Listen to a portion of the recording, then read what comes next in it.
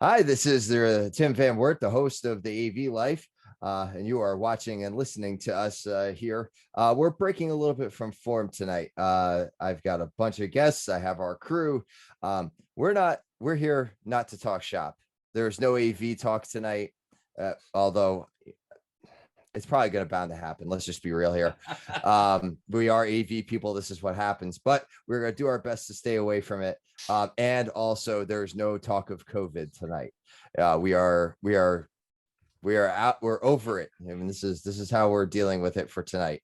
So we're going to jump right into it. I'm going to introduce everybody. So we're not doing crew roll call. So I'm going to go through row by row as I'm seeing things, and we are going to bring everybody in. So Aaron Peterson, you are right next to me. So you go ahead, introduce yourself real quick, and so we could move along.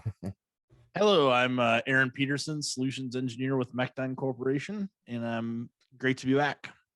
All right. Will DeWitt. Hey there, I'm Will DeWitt. I work at College of Charleston as the AV manager. Spence Graham. I'm Spence Graham, chairman of the Digital Signage Federation.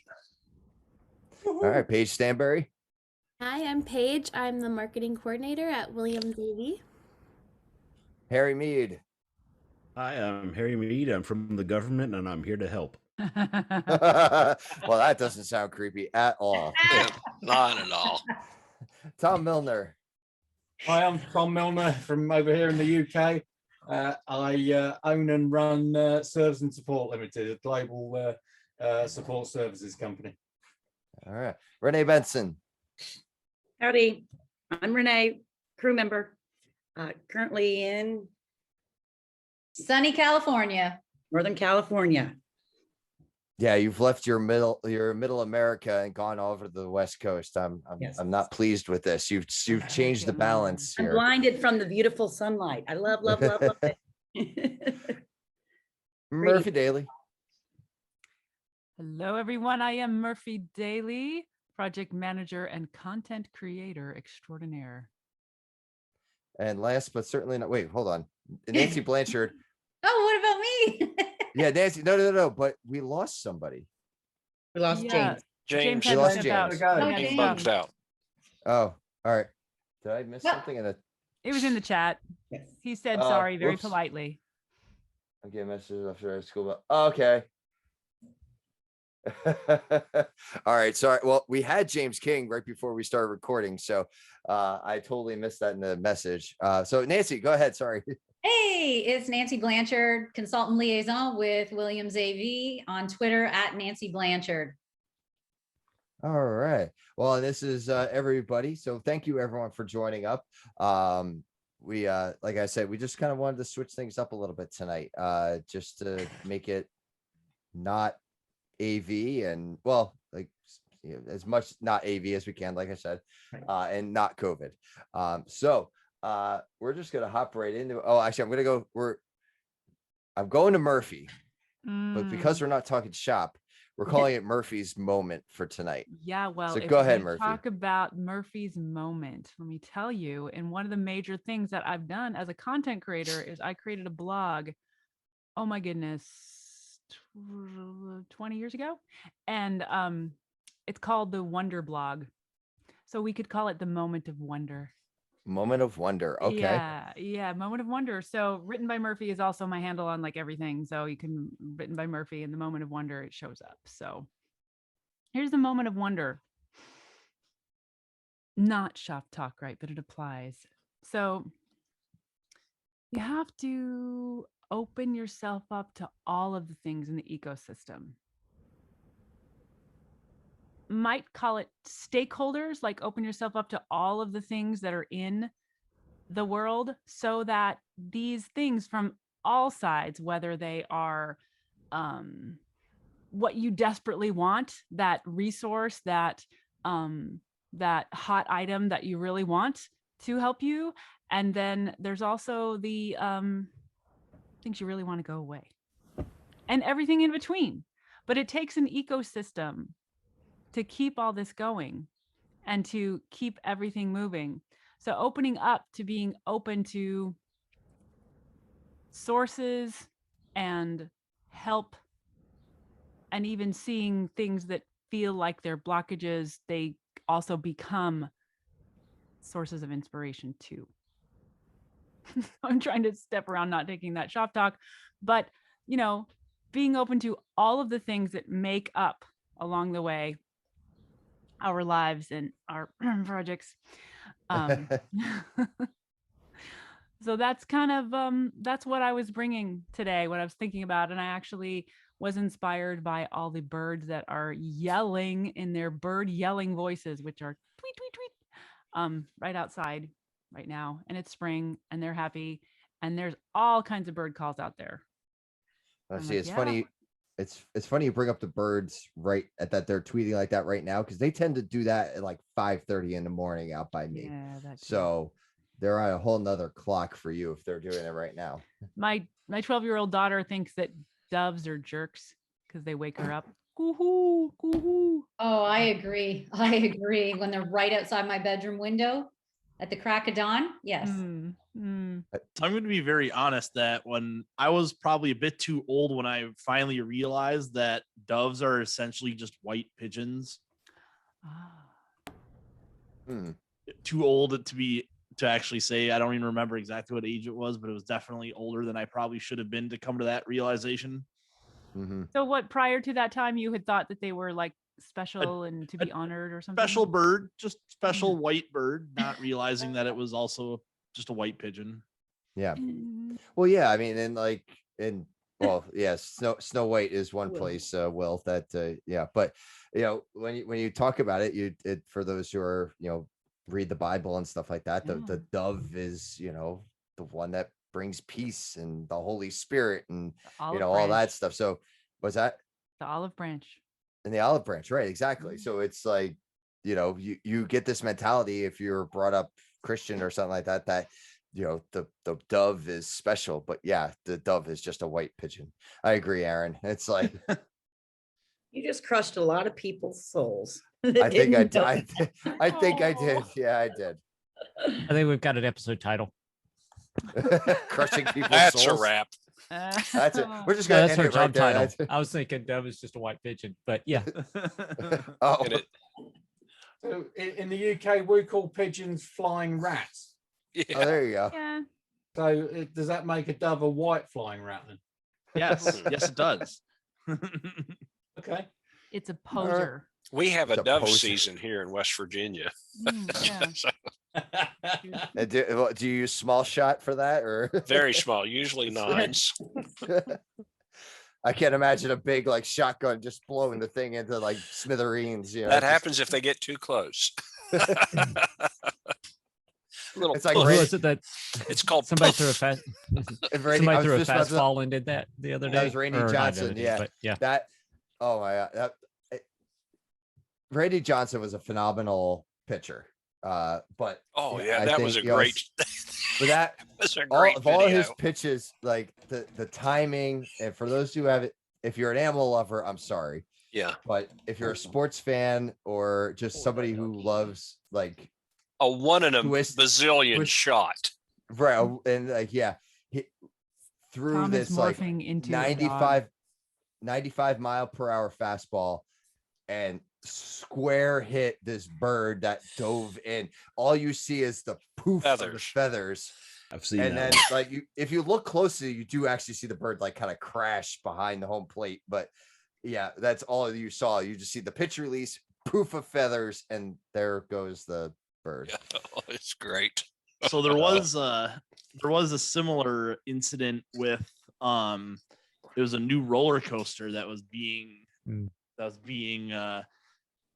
introduced, and Fabio, I believe, was sitting in the front row of this new roller coaster, and there's video of him coming back with blood on his face because I believe he hit a bird on the roller coaster. Oh. That would be Apollo's Chariot in Busch Gardens, Virginia. Ah, Wow. Wow. There's actually a fairly recent video of somebody getting hit in the face with a bird on a roller coaster. It wasn't Fabio, it was like in the past couple months, but yeah. You see somebody screaming and all of a sudden they're like coughing and just like freaking out because they don't know what happened. I mean, the worst that's ever happened to me is I've swallowed like bugs on roller coasters, you know.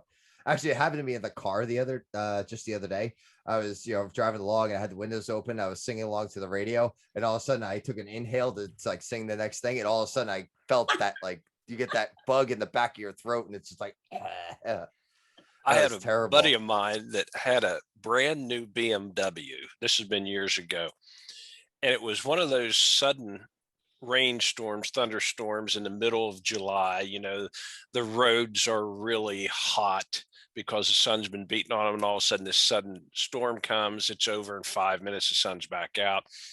Well, he was going down, down one of the streets toward the campus. And he had his windows down. And a bee flew in there, and he was just freaking out. This bee, it was a wasp or a hornet. Oh no. And and next thing you know, he jammed on his brakes. Of course, the road, all the oils had come up, from that sudden rain and the hot road there.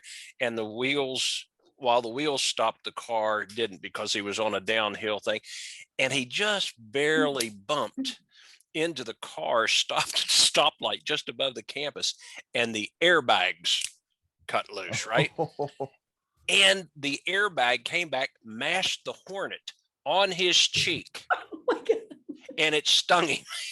When I seen his eyes swollen shut, I said, "What happened to you?"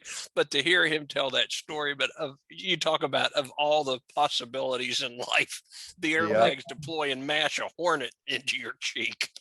It's like, domino effect of bad to worse. Yeah. Wow. So to go real quick back to the moment of wonder, I was totally thinking though, Murphy, I had Star Wars in my head because Of course you did.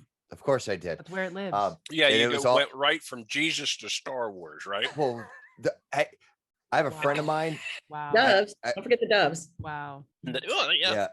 Actually, I was to say there was actually, she was not a friend of mine. She was a woman I worked with, wrote her master's thesis on comparison of Star Wars and what did she to like Greek mythology or something like that. Like there's like she got her master's degree because of that work. Like I was like, that's great.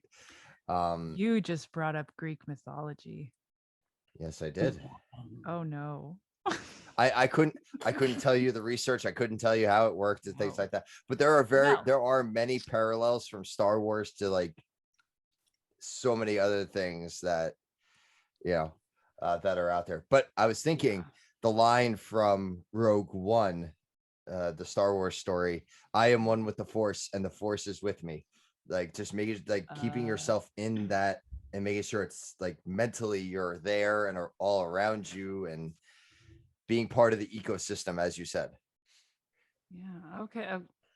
A little bit of a stretch, but Okay. sorry. But sure. Yes. That's where my head went though. So we could go other religion like I and I. We need to, the Rasta thing. Just we are all one with one another, and all the ways. Let the Force come into you and be transmitted all across to all of the stakeholders. I'm more of a fan of the Schwartz. There you go. Yes. Much better for merchandising. Yeah, but merchandising. Flamethrower. Yes. Yeah, there's got to be room for everybody. There's got to be room for everybody, and everybody's got their part to play. Yes. Very Shakespearean of you. Yeah. All the world's a stage. And we are all merely players. So there you go. You guys rehearse before we started Jeez. recording? Okay, Sometimes so he brought up Greek mythology, and I was having a sleepy, boring day. What was it, Tuesday, I think? And my colleague, who was on a site in Texas, and he was in a metal building. And when he joined the meeting. I don't know. He joined the meeting. He probably shouldn't have. He just said, "I'm working on a site. Leave me alone." But he was in a metal building, and as he joined the call, I thought something hit the side of the metal building. It was really loud. And it was thunder, as a matter of fact. And so he's like, I think that's lightning. And he didn't say that he counted. I'm like, why are you counting? Are you counting inventory? What's happening? And he said, I'm counting to see how far away it is. I think I need to not be here. I'm like, yeah, I'm going to say not be there. So he ran to his truck, staying on the meeting the whole time because he's crazy. And I thought, if he brought the crazy, I'm going to keep the crazy going. So I'm like, okay, you're right. You safe? How you doing? And he said, I'm reading a really good book about Norse mythology. And I just got really excited. That changed my day because I love all of the mythologies. And we started talking some good stuff. We talked about Volsunga Saga and lots of fun things. Volsunga Saga, which is an inspiration for Wagner's Ring, which is an opera that I would love to see because it's so bombastic and magnificent. That's one live event I'd love to see one day. Oh, well, okay. That's a nice transition. I see where you're going. Segue. And yeah. All right. So yeah, speaking of which, so one of the things while we were talking about what we were going to talk about for tonight. So let's talk about the best and the worst live event or worst live event that you have been to. And meaning that either the performance was bad, the venue was bad, or the just some outside ecosystem thing went bad. Anybody want to chime in first? I'll jump in. And the thing I've missed the most is live theater. Just in general, live theater, from generally musicals personally are my favorites to go see. I've been trying to go see more live. Some of my favorites are like Les Mis. I've seen a number of those. Wicked, obviously, Book of Mormon. Just any live theater shows. Just I would love to have that get back. Get those all going, and also obviously with our fellow live event stagehands that have been out of work for a long time, get them back in the office. And easy. My local theater is doing a performance. Ooh. My tiny local theater that I'm part of and go to, and their Shakespeare Festival is back on for this summer. But even before that, they're doing an outdoor. Yes, I know. They're doing an outdoor, like, kind of really good pieces of certain plays and songs with the theme of new beginnings. Ooh. And I'm so excited. I'm trying to recruit my work friends, like, you guys, come on, let's go. And they're like, what? And one guy said, I won't go if they sing Oklahoma. I'm like, oh, now I'm going to sing Oklahoma every time I see you. Yeah. Oklahoma.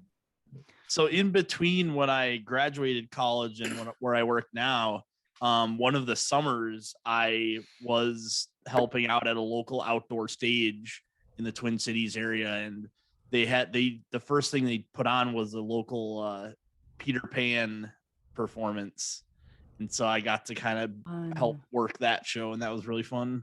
Did you drop her? No. It was an outdoor show, so you really didn't have a rigging system for her to fly on. Oh, okay. I think probably outdoor Oh, go ahead, Spence. I was going to say, I think one of the best show I ever saw was up here, halfway between here and Pittsburgh at Star Lake, Van Halen. Oh. And I mean, we had, my brother-in-law was in the development office for a school there, and one of the big donors had these season tickets to Star Lake, and they called him that afternoon and said, look, we've got season tickets to all these different concerts up at Star Lake, but we don't know this group called Van Halen. Would you like to have the 4 tickets? They're in they're dead center front row, or right there dead center in the stage. We were about 20 feet back, had leather seats, reclining seats. This was a box. Okay. Wow. So he said, oh yeah. So he calls me, and I get 2 other buddies of mine that are big Van Halen fans too. And we went over, and it was just fantastic show. And you brought up some of these shows. I think the other one would be probably the best one as far as a show goes. I got to see the Phantom in Las Vegas at the MGM, Oh, fun. and it was stunning when that chandelier comes down. You thought it Mhm. was coming down into your lap, and those two are probably the most memorable. I don't know that I've ever really been to a bad one. Any show I've always gone to, I've kind of wanted to go to, but um, I don't know. I just couldn't probably come up with one that was really bad. So here's a small tip: is you brought up Phantom. For those who have maybe not made it out to go since, and this also leads in because Broadway is opening back up in September. So for those who may be making the trip out to New York, if you can go see Phantom, do not sit on the lower level. Sit up in the balcony area, the mezzanine. Yeah, that's sorry. I had to think about that. I'm rusty on my seating because we haven't talked about this in 18 months. Because of what Spence brought up. We were talking about the chandelier, and there's lots of other things. You want to see it, so you want to be up there. So don't. I messed Yeah. up and I sat in one of the front rows. I saw it in London, and everyone was like, "Oh my gosh!" And I had to like look back at the chandelier. So, but Yeah. you're right. Yeah, sit kind of back. Good for tip. sure. Yes. So they are going to be looking. I'm sure the folks that are on Broadway are going to be looking for people to fill those seats. So if you're coming to New York, go see a show. Which Well, I think I we should tell you do what, anyhow. there's nothing like a show on Broadway, really, in New York City. I got to see Les Mis there. I got to see one of the last runnings of Sunset Boulevard. That was gosh, back in the 90s, but that was a lot of fun. Yeah, and I agree with Spence. I don't think I've ever actually seen like anything I see on Broadway has been great. Actually, you know what? I take that back. I was disappointed with the Spider-Man musical. Oh, I heard mixed things. Why about it. would you even go to a I didn't even know that Spider-Man was a thing. musical? Okay, so You'd had it coming. Well, YouTube You asked for it. Bono did the music for it. So like musically, it This wasn't isn't too bad. improving. Was that? This isn't improving. Oh, well, okay. All right. Well. The story's getting worse. So anyway, and they were like, oh, like Spider-Man swings and he does all these things, and it's like, oh, that's great. The storyline sucked. Like it was, and there's only so much you could do. Was that? Story matters. Yes, it does. Story does matter. Music is one thing, and special effects are another. I had the choice. I could have gone see Newsies on Broadway, and I opted for Spider-Man because I knew Newsies because I've seen the movie like 30 million times. But yeah, I regret it. So that Okay, But so there was this time at and it Bandcamp. was early. Was it a date? I don't think Sorry, so. Murphy. Go ahead. It was a concert. And it was early for an 80s revival. So I would say like early 2000s. Okay. So that's kind of close to the 80s, right? So it was Berlin, Flock of Seagulls, and a couple other bands, right? So my friend is like, you got to come. And I'm like, okay. But it was held at a racetrack for Really? horses. Oh, Yeah. Huh. Yeah. Now, what happened is they were jamming. We were having fun. We were in the middle. But every time those horses had to run, and they were running, the band, whatever they were doing, had to stop. Click, turn it off. they were still running the races while the show was going. So they were kind of the interludes. No, they weren't. It was poorly thought out. Yeah. So I was like on it. It was the first time I had heard a lot of these songs and these people. So I'm like, okay, and all these other people like, yay, and they're like, oh, and they had to wait, and they ran. So the horses, they had to stop, and the horses ran. They're going to like, and all the energy just stops every time. And the musicians were also less than pleased. I have to say, Terry Nunn of Berlin handled it extremely well. Flock of Seagulls handled it less well. That's because they're British. Okay. Yeah. So they were surly. And then we went out and like got autographs afterwards, and some of them were very surly afterwards. So, but I did enjoy the music, but that was a crazy live music. The one experience. show I would recommend anybody see, no matter how much or how little of a fan you are of them, is if you get a chance to see Kiss live, go to a Kiss show. That would be cool. I would love to do that. Yeah. I was kind of a Kiss fan. They're coming here to Des Moines, and so I was like, I'll buy a ticket. And it was one of the best live experiences. Like, they have a big light show, big pyro show, and it just compared to listening to their music, it really was a great live show. I've got one.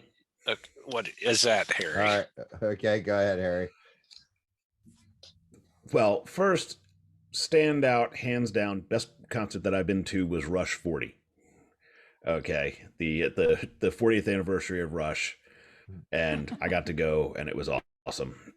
But the other experience that I had, I went to a double bill. It was Motley Crue and Aerosmith. Oh, wow. And I can say that Aerosmith put on a better concert, while Motley Crue put on a better show. Sure, I believe it. Yeah. Motley Crue's sound, not to get shop, but Motley Crue's sound was completely loud and felt overdriven and just like, you're assaulting my head. In the red. let's just say in the but, red. Yeah, but they had hopefully doesn't offend anyone. They had the dancing girls in the cages, and they had the balls of fire, and they had the everything else that goes with you would expect to go with Motley Crue and the band that sings girls, girls, girls. Right. So but then you had Aerosmith, who basically came out with very little multimedia or anything else other than old school light show, and just rocked the house because they killed it, playing their asses off. Yeah. Steven Tyler does do a good show. He actually came to the Iowa State Fair last year that we had one, and it was when his country album first came out, and so they played a lot of stuff from that album, but they did also play a ton of Aerosmith songs too. How was his voice? How did he sound? He sounded really good. They've got it on, I can't remember if it's on Netflix or if it's on Amazon Prime, but there was they do some of these in-depth looks at some of these groups, and they did one on Rush, and it was really good. How they all got together and the backstories, and that makes listening to the music even more fun. Yeah, no, I'll agree with you on that one. I mean, Rush is, big time Canadian, and we decided they were playing in Buffalo when I was living in Toronto, and at the last minute decided to drive over across the border. And the best thing is that we got scalper tickets, right, like perfect location, right on the side. Alex loves to play with the crowd and all that. And when they were singing Closer to the Heart, it was awesome. Well, I was going to say that the cool thing about the Rush 40 concert was it basically went back in time. Yeah. They started with their most recent album, and the stage changed. Yeah. And they actually would change the stage to what the staging was for that album, as they'd play a song or two off of this album, and then the stage would morph into the concert before that, and then they would play a song or two off of that album, then the stage would morph again, and and it got all the way down to they played stuff off of 2112, and all they had was like 2 light trees on the stage. Harry, what year was that? Like 4 years ago, 4 years ago? maybe. Sounds like yeah. Probably 4 years ago, maybe 5. My Okay. timing's off because of the other. That was an era unknowable topic. when there were still what I call musicians with musicianship. Yep. You know, Yeah. they didn't rely on synthesizers and everything else. You know, they Well, came out there. They came out Yeah, there they and they, did. well, to a certain degree, but they still had their own chops. Absolutely, they did. And I know that it was at WVU years ago. I actually got to do it twice. I had a good friend of mine that was in the music department, and Maynard Ferguson, the old jazz trumpeter, and I was an old jazz trumpet player myself. I got to play with them. Anytime they traveled, they would go and go to one of the high schools and put on, you know, like a little clinic for high school kids there. Well, my buddy was the band instructor. We were actually in band together as kids, and he later became the band teacher. And he said, hey, he called me and one of our other buddies. He said, you guys want to come down and play 2 songs with Maynard Ferguson's guys tonight at the Blue and Gold Ballroom there on campus? I said, oh yeah. So we got and we practiced with him for an hour or so that afternoon and got to play with him that evening there. But those were just wonderful musicians. Okay, so I'll tell you a funny one. So when Milli Vanilli was big, I bought my girlfriend for her birthday in Toronto. I bought tickets, and we were like up front stage, and you'd swear that they were singing the songs. I guess it was just really good lip syncing. And it was so disappointing because then when it all came out, the controversy and stuff, it was like, what? You want your money back. I saw it. They were really good at what they did. Yeah, they pulled a number. Well, you go to some of these shows and you look on stage or in the back and you see the teleprompter of where they're reading their lyrics off of songs that they're supposed to know, Right. but they're still getting teleprompted. Aaron, See, that but was I feel really like- bad this past SNL. I thoroughly detested it. Not only Elon Musk, but Miley Cyrus the whole time read while she was singing down, like you said, on the teleprompter, her songs. It was brutal. Yeah, see, I feel like when it comes to like that sort of stuff, like if you're an artist, like I know Billy Joel keeps his like Bible of lyrics at the piano with him, just as like A a backup. safety net, as a safety net. Yeah. I was But gonna say, he yeah, but also that's has- for I Didn't Love Fire, and he has to say 1,400 words a minute. Right, exactly. And like he has like 12 albums that each have like 10 songs on it, and he could perform any of them at any time, you know. Yeah. So it's like, You're- but I yeah, think if you're that- going on SNL and you're gonna do Three. songs, two Learn your songs, Yeah. you pick the the thing is, two it was you so know the blatant, best. Right, you pick the ones you know. But Right. you like when you're a singer, like I did voice lessons forever, for years, and it's like you go blind when you get up there. It's like it doesn't matter, and I know it's different for these professionals, but I can see it because you just once you get up there and it all leaves your head. I feel like. No, what you do is when you get to a spot where you don't know the words, that's when you take your microphone and you hold it to the audience. Yeah. You that's sing this right. first. The whole thing. Here you guys go. Yeah. Uh, No, these were her new songs, and I just felt that she didn't know yeah. any of the words, and it was just, but it was so consistent. So and the way she would do it is that she would like look down as if she she was like this, but you could tell that she was actually looking Reading at it. it. Yeah. That's too bad. When I worked at the church, it was amazing how many times the worship leaders would forget lyrics to songs that I knew that they had been singing for Thousands months of now times. because Yeah. I've heard it. And I was, Well, "How I was are going to you say, at so our easy church, to we have it up words?" behind there, behind the audience. It's up there Right. on the big screen there Mhm. for 'em. Because, Do they have yeah, a confidence because monitor? from week to week, I mean, they're changing different songs in a worship service there. And so, you get a chance to, it's not like they're, going on the road doing this over and over and over again there. So they have And to it's kind not like you wrote the songs either. Mhm. exactly. Yeah. Right. I don't know. For me, I have the worst memories. I get it. I understand why. Well, and What? I did choir too. So, you have your sheet music in front of you, but I'm also not a professional. So it's, Well, That's why I It's work. time to Well, there's a backstage. difference from singing in Not your a car and Tim. on stage, right? Yeah. I well, thought no, you and there were. is, but like we did, I did theater too. So, but you had to have everything. You can't go up on the stage with your sheet music for your songs. It's like, I couldn't do that. it's like, how silly would it be if everyone that came out for Oklahoma, speaking of, and all of a sudden they start singing Oklahoma with their sheet music in front of them. It's like, That's me. The like whole there's, time. Oklahoma. just some- Hey, Tom, on Netflix, ZZ Top they have a thing on ZZ Top on Netflix, I think, too, just like they did with Rush. It was I great. think It they was do, real yeah. good. Yeah. I was I listening almost to an forgot about interview. Billy Joel, like he was good. You brought up Billy Joel. That was probably one of my favorites. And he never stops. Yeah. oh no. He like literally sat up there, no breaks, no anything, and never stopped. It was amazing. Same with Bruce Springsteen too. Like the I one like- time I saw Bruce Springsteen, he was on stage for like 3 hours.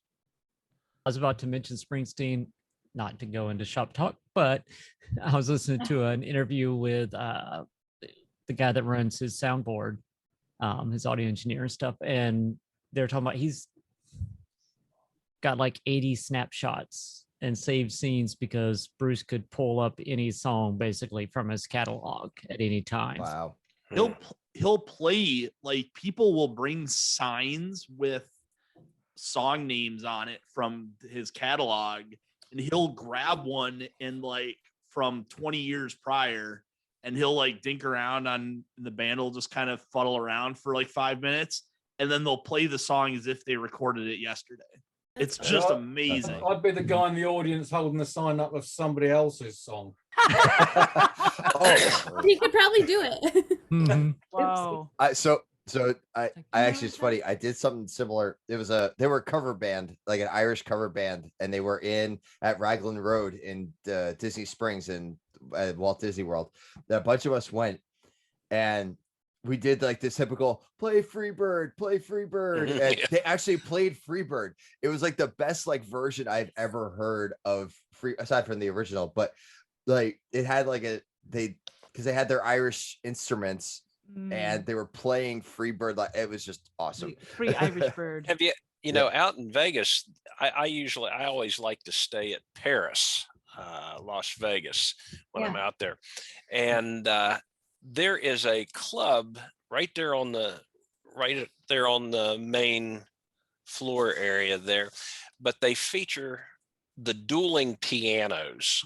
Oh yeah. And it's two grand pianos facing each other, and these two guys, and you just write on a piece of paper, go up there and drop it in their jar, and the next thing you know, they are putting on a concert together with any song, any tempo that you can come up with there. And they make it fun, but it's hilarious too. They'll kind of riff on some of the things as well. I love those types of things. Spence. I went to one of their shows, and we were all quite drunk. And That helps. we passed up a note basically asking them to play "Smack My Bitch Up" by the Prodigy. They did it, Wow. and they were brilliant. Yeah. But isn't there a lot of tipping involved when you go request a song at a dueling piano Well, bar? they had a jar up there, You but I gotta mean, chuck 'em $50. this is just a small bar type of club. Yeah, It's it's like barely big enough for two grand pianos, Yeah, I've been. and they had them right up Really there at the good. window. Really worthwhile going to see. There was a huge one in Minneapolis that we used to go to, that people were putting 10s and 20s in the tip jar just to get their song up the queue faster. Mhm. There was one I went to when I was at an event, not for vacation. And It was the schools that were there. And so they were putting whatever their song is for their university. And people were, like rival schools, and would be like, all right, we're up to $50. We're up to, and I was like, you people have obviously had too much to drink. You're paying $100 for a tip to hear the theme song of your school that you hear every day. Yeah. But those are fun. They're always fun, no matter where you're at. Yeah. It seems like they're Yeah. always I got You some cool ones. Once again, Toronto. Hey, where I lived. I saw Frank Sinatra Mm. at the Maple Leaf Gardens, and it was true. He had just a stool with his bourbon, stood there singing, talking to the crowd and things. One that I'll kick myself because I was invited and I didn't go was Ella Fitzgerald. Oh my. Ooh. Yeah, but I did see Natalie Cole in Vegas. She was good performing, and that was when during her jazz time of where she sang with her dad and things. And then there's a whole bunch of jazz greats because there was just a phenomenal jazz bar there. But you think about those, and those were some really good concerts. Yeah, I was going to say one of the best concerts that I ever heard at WVU, but I heard this one. I heard it actually. I guess I was a freshman, so it would have been around 1977, 78. Doc Severinsen, remember he used to be on the Tonight Show with Johnny Carson. He was the band there, but he was a heck of a jazz player. Other than just being with Johnny Carson there, he put on a show that was just absolutely awesome, and packed the Coliseum. Yeah, wow. I went and Was it saw or for- tried to go see Gin Blossoms. I If you've really, ever been- I saw them about at 2 years ago. Snowshoe. Yeah? Yeah, 2 that years was ago. they're 2 great. years ago, they Yeah. came around. I'd they never came to- heard of them. They came to Charleston. like I that. couldn't get in. I couldn't- Really? we were shocked. Yeah, me and fiance at the time, but we were like, oh yeah, let's just go down. They were going to be playing at a local bar. We're like, yeah, let's just drop in. We'll go see them, have a fun time, whatever. We get there and it was one in, one out with a line like down the block, Wow. and we couldn't believe it. We actually wound up going.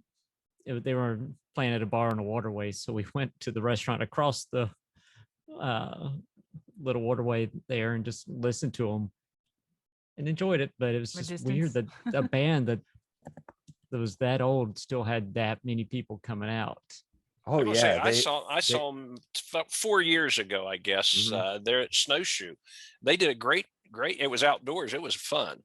Yeah, I've seen recently, I've seen Google Dolls, I've seen Three Doors Down, like they, Oh, you know, that's all good. those like That's an yeah, all older those- group, yeah. yeah, exactly. And they sold out all the, it was at PNC Bank Art Center for Google Dolls. And yeah, they sold it out. And let me tell you, Johnny Resnick still has it. Like he sounds exactly the way he did back in the 90s. It's absolutely amazing. Like, so yeah. Tom, you've been sitting there very quiet. You got a favorite performance or anything out there? Or I think worst my favorite band that I've seen live was Genesis at Nebworth. Oh, yeah. Oh, they're coming around North America. Their tickets are going on sale. They So are. Yeah, unfortunately they're all geriatrics now. But Yeah. well, yeah. Yeah, unfortunately, Phil Collins is like half deaf now, so Yeah. I'm not. And I'm and not. he I'm can't trying. play drums. He can't play Yeah. drums. He can't hold the drumsticks. The only way he Oh, can hold wow. drumsticks is to have Oh, them see- taped Well, into his hands. Talking about geriatrics. Now, don't judge me, but yeah, I went to already are, the Spence. I was a guest to the Republican National Convention in Cleveland. Of course, the Rock and Roll Hall of Fame is there, so we did that thing there. But one of the gigs, they had all these bands come in there. Kid Rock was the last night. He was awesome. But the night before that, going to what Tom was just saying, they had Three Dog Night. Oh, And they still sounded good, but I swear you had to look away because they all looked like they had worms or something. I mean, they just look bad. They're old and they're all humped over, and it's like, oh no, this is like pulling the mask off the Lone Ranger. Turn the lights down. Turn the lights Yeah, down. exactly. But they still brought it. But it is sad to see our heroes age. Yeah. Well, and, Yeah. and that's a question for you, is that with a lot of them that are still continuing with concerts, and their voices have changed and their energy and stuff. Is it really worth paying for it, or is it just better to listen to the music and remember how they were? Worth it. Yeah, I think worth it. And they've Yeah, I got think it's really still- expensive, right? Well, for the story. It's not like going to see Brett Favre when he went to go play for like the Vikings. Like, it's Hey, now. hey, Here's Watch hey, it. hey. Okay, Hey. that's a Hey. good question. But see, here's the thing, Nancy. If they are trying to do the same thing that they did 20 years ago, 20, 30 years ago, they can't. So if they are truly adapting themselves a bit and, getting a stool, whatever you got to do, and adjusting their look just a little bit so they don't, so they are who they are, but look the best for who they are now and still bring their music, then that can be like remediate, like, the massively old blues players. They're like, okay. Well, Neil Diamond, he just doesn't have that voice anymore, and That's sad. Yeah. It's There just was- kinda- I think That- there was a tour that Foo Fighters were playing, and Dave Grohl like broke his leg. yeah. Like, and so the entire tour he had to What? play from a ridiculous custom throne that he had made to Yeah. placed on the top of the front of the stage. He did it. though. But one of the artists that you guys brought up, Rush, earlier, and I'm really sad that Peart passed away. And if they ever do some sort of a reunion tour, I think the only people that could potentially even replace him would be Mike Portnoy or Mangini, that could even have the caliber to play the stuff that Peart did. They never will. They've already said they. Yeah, that's what I never- figured. Have any yeah. of you guys seen Journey lately? Like, have you Not- the new guy that's singing with them? Oh, the guy from Thailand, is it? Yeah.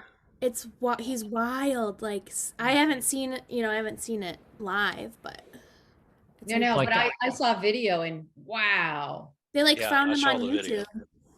Yeah. Yeah, they Remember- found him on YouTube to replace David Lee Roth, right? No, not Or No, Neil. Band.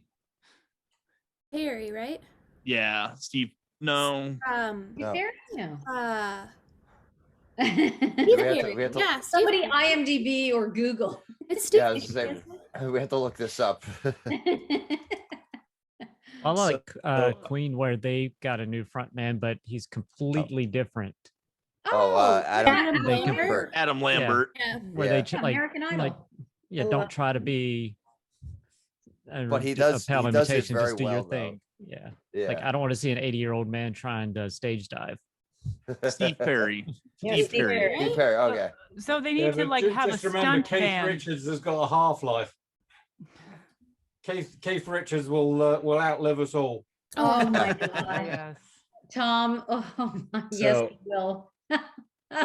I really, really want to go see Elton John when he did his Oh, farewell Yeah. tour, Yeah. but it was like $500 and $600. Yeah. Yep. I'm like, I know it's once in a lifetime, but I'm like, it's $1,000 for you to go just to walk in the door. I was fortunate to see him and Billy Joel during the Piano Men tour. Yeah. Oh, that was an awesome concert. Yeah. Absolutely I can imagine phenomenal. seeing both of them. Wow. Oh, yeah. I saw a YouTube video with David Lee Roth. He was like staying in some hotel, and he heard some kids just blaring Van Halen songs.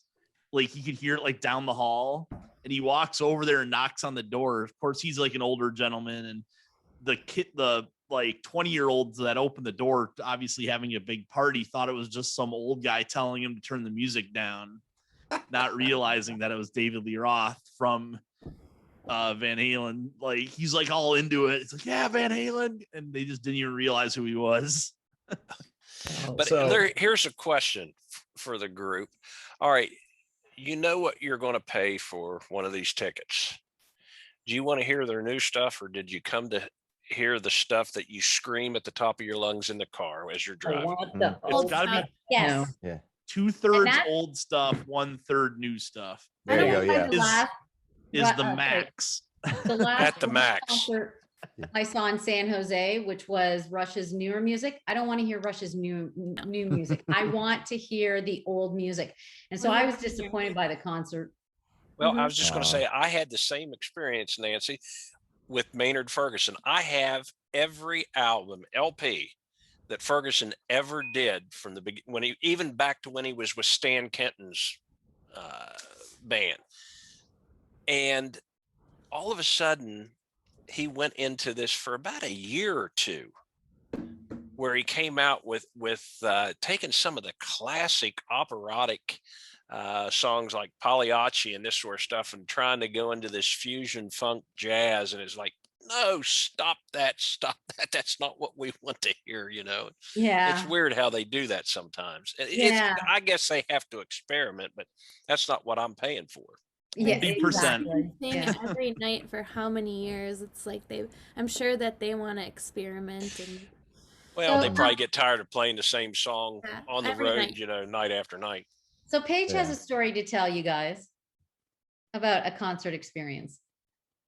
I don't know, Nancy. I don't. Uh-oh. Yes, you can. Yo, you've been called Oh, out. now Yeah. you have to. Okay. Yeah. Well, okay. So I went to 50 Cent, and I'm not the biggest fan, Sorry. but my friends are. So I was like, let's go. And it turns out, okay, I'm kind of a 50 Cent fan. But so he doesn't sing all his songs all the way through because he was shot in the jaw. So he can't. So he'll sing like a snippet of it, and then he'll go on to the next one. And I was so mad because I was like listening to 50 Cent and I was ready to just sing every song all the way through. And so at the end of the concert, I had a couple drinks. And so I messaged his social media, whatever. I was like, people spend a lot of money to come watch you. We want to hear your songs all the way through. Like, just cut it down. Like, just don't sing so many songs. We want to hear the whole song. His, like, whoever was running the social media messaged me back, gun emojis.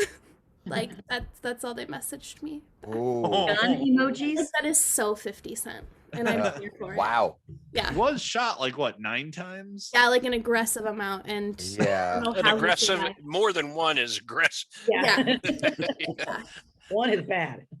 Yeah. So one is real bad. So how did the concert go then? Like he would like start to sing and then stop, and would the music continue? How do they fill the time? They're like, well, Yeah, this is so, a half like, hour. He would be like, take it to the candy shop. And then he would like go into another song. Oh. That So would be just kind of frustrating. The medley riffing in from one to the other. Yeah, Yeah. and so you get into one song and then he would like cut it off. I'll be honest It's that like most jazz. rap is not a typical. I don't experience a ton of rap concerts, but the few that I have, I've noticed that they'll do like a verse, chorus, and then they'll kind of mix it Mhm. and then go to Yeah. another song and then just do the opening verse, chorus, and then they'll kind of mix it a little bit. So my worst experience actually, and it's not because of the artist. So I will say that it involves Kanye West, but it's not because of his performance per se. But yeah, that's how he was with his show. He kind of it was a festival concert. We were at Merriweather Post Pavilion in Maryland. In Maryland, yeah. Been there. Yep. That's where I Also saw a the horse- Beach Oh, Boys. Oh, okay, cool. And that would be a show I would love to see. And they do horse races there, I believe, right, Spence? Yeah. But the horses weren't running, just so you know. They didn't They double They book don't, it they to don't be do, an they don't event. do Horses horses in dancing. Merriweather. They don't do horses But, in Merriweather. What's It's in the that? middle of Columbia. That's down the road from me. Yeah, it's I down know the all right. road, but it's in the area. Yeah. But anyway, But so yeah, I got a Kanye Merriweather was- story. Oh, okay, all right. Well, yeah, hang on, let me finish. So the reason it was my worst experience. So Kanye was supposed to perform. It was part of a full festival for the day. Bob Dylan was there, Nine Inch Nails, Kanye, a group I like, Taking Back Sunday, a bunch of like other bands were there that day. And we had gone to see Stone Temple Pilots, and then we were gonna go see Kanye, and we were like, all right, well, we'll skip Nine Inch Nails because they were both like about the same time. Well, we're all waiting there for like a half hour, 45 minutes, and there's no Kanye. It's like, what's going on? So then all of a sudden he shows up. And I was like, all right, well, thanks, Kanye. You kept us waiting. He went to go see Nine Inch Nails. It's like, What a jerk. I'm like, you couldn't have made an announcement like, oh, Kanye's like in the booth with Nine Inch Nails. Come on over here and watch us over here while the rest of us are standing at the stage for no reason. So that was my worst experience because of that. Because it was at the end of the night. He was like the closer. And it was so we were later, not that it mattered because we were staying the night anyhow, but it was like Well, it's just There's a few artists out there that are late just to be late, and to me, I find it very frustrating. Like, especially when it's like the opening band got done, and there's like 45 minutes to an hour before the headliner finally gets on. Like, I think that's Madonna. Madonna does that. And Bono does that? No, Madonna. Madonna. Ugh, It's just disrespectful. Of course he does. It really is. I think that too. It's rude. it is. So people I, paying a I lot have, of I have a money. slightly heartwarming Obviously, story they from don't have to Meriwether. drive home. okay. All right, go ahead, Harry. What's your heartwarming story of Meriwether? So, one of the concerts I went to down there is it was Mumford and Sons, but right when they were just taking off. So, I mean, and yeah, they kind of peaked and then went that way, but but right when they were just hitting the upswing, and I mean, Tim and Spence, you've been to Meriwether at this point. I mean, basically they had sold out Meriwether. Okay. And it was literally the biggest concert they'd ever played in front of. Wow. And so like the whole time they're just sitting there in awe as they're they play the songs, like they get into it, they play the song, and then in between they're like, oh my God, how many people are here? Just looking out at the sea on the lawn of people. That's awesome. Yeah. That was also, I had pavilion seats. Yeah. But my sister was out on the lawn with her group, and it hailed. Yeah. Oh, That I was just going to say, when I was down there, my dad's best friend at the time, all his life, lived down there at Rockville, Maryland. And so we went down for a long weekend to visit with them. And I was in high school at the time. And my dad's best friend's daughter was good looking. And when I was down there, she and a couple of her girlfriends had tickets for this group called the Beach Boys, and said, you want to go with us? We have a ticket for you to go. And I'm like, sure, and all I remember is I'd heard the Beach Boys, of course, but I'd never been to a concert. That was one of my first concerts I ever went to. But we were, as I recall, we were outside. There was a pavilion, and then you were up on a grass hillside. And I'm like, as soon as it started, everybody's standing up. It's the Beach Boys, right? And I'm thinking, this is going to be a long day standing up in the hot sun and this sort of stuff. And then it poured the rain. But man, everybody was up. That didn't matter. It was still the Beach Boys. It was good, but that's a big area down there. I went to that concert in the 6th grade, Spence. Is that right? Well, I was going to say I was in high school. There, I was probably a sophomore or junior in high school. They're still having concerts down there at Meriwether? Oh yeah. Well, I mean, yeah. not right this second, but yeah. Yeah. I think my first concert was Rod Stewart. Ooh, Oh, wow. Love him. But Maggie. Maggie. but he No, had but- a habit of I played for 30 years in a competing Scottish bagpipe band. I played snare drum. Wow. And it'd been up and down the East Coast, in Canada, into Scotland, the whole 9 yards. But anyway, he would, every time he'd go to a town, he'd have a local pipe band open for him. And I have opened for Rod Stewart twice. Wow. Wow. Awesome. That's way cool. That's an 30 awesome little years. Yeah, that's tidbit pretty cool. fact. Well, my daughter's name is Maggie, and I used to always sing that to her. Yeah, Aw. I love that. That his unplugged album is probably one of my favorite that he's had. That when MTV actually did music, Yeah. that was Back in the great. When day. they did that whole series, was that Back in the day. Back exactly? You know, they did that whole series of the unplugged, and some of the best performances came out from that unplugged series.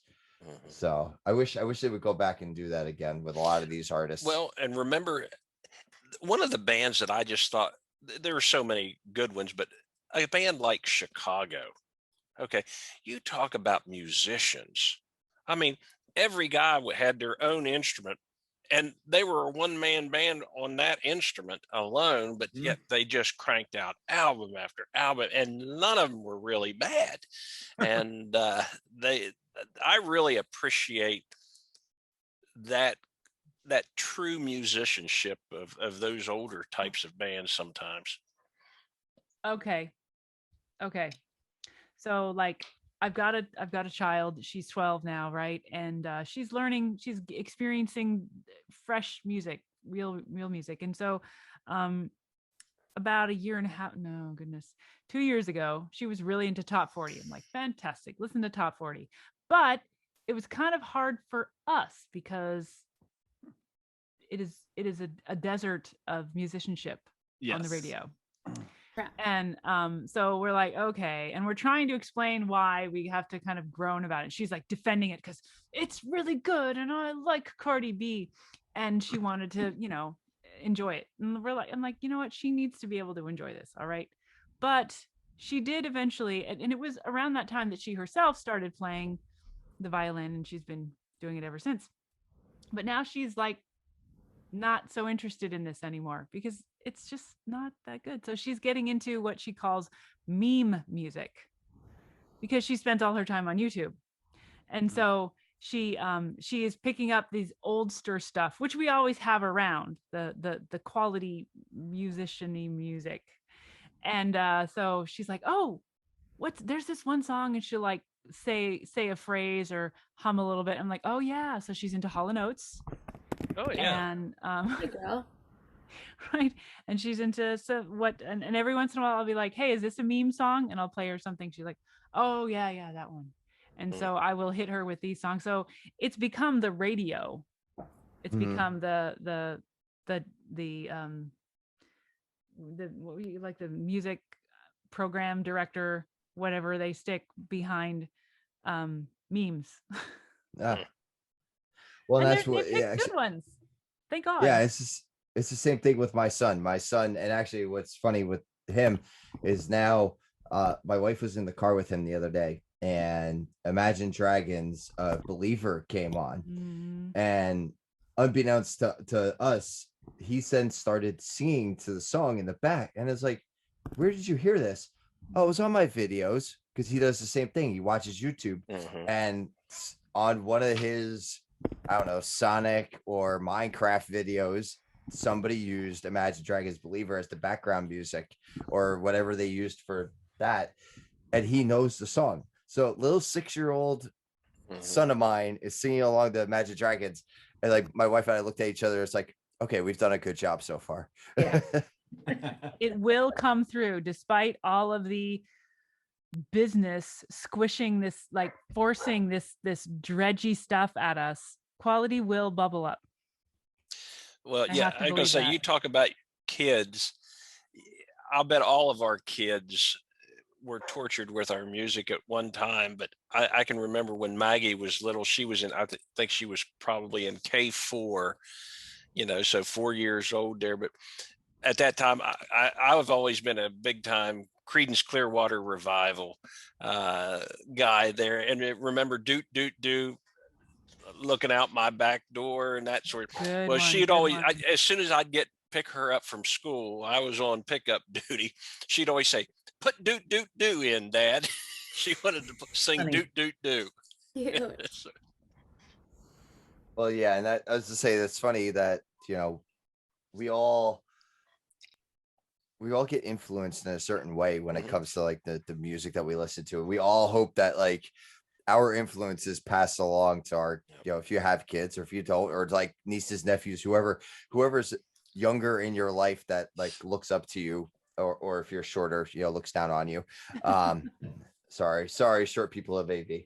I think we need to throw Will out of here right now. Now I can't get that out of my head. But you know what's really cool though, Tim, I was gonna say, I is heard that No, damn no. thing. when you've got Yeah. when you've got teenagers and young me, 2 boys, 17 and Mhm. 19 and a half. And I'm sorry, but I'm a 70s girl. So I've got my playlists on Mhm. Spotify and stuff, especially when I'm working in that. And I hear them singing along and they know Mhm. the words Yeah. and they Yeah. appreciate that music. Yeah. I mean, Yeah. that Oh, is that's awesome. And I will Like, say and- that's how I started, right? My Yep. grandpa had an 8-track. Paige, do you know what that is? Yeah, I sure do. Had lots of them. It's that thing in the museum, right? Yeah. Right, yeah. Yeah. But it was always Hank Williams, Kenny Rogers, Dolly Yep. Parton, Mhm. George Strait. And so I grew up The dancing. Ray Conniff Singers. Yeah. So I grew up based on the influence of my grandparents Yeah. and country to this day. My favorite genre of You listen music, to? country music. Yeah. You talk about There you go. 8-track players. I there's- can remember we had the It is. Osmonds on 8-track. I remember when it was really cool when they had the 8-track cassette tape converter thing. Yep. That was a big deal when the cassettes came out, but That man, was but- another like a Betamax type deal. Actually, though, Yeah. 8-track is still used to this day in recording studios. Oh, really? Oh, I didn't know But that. Wow. isn't it I know that, that. that's coming back the same as LPs have come back because people just prefer, My like- daughter's got all mine. She took them with her when she got married. Aw, love that. Well, at least you still had them.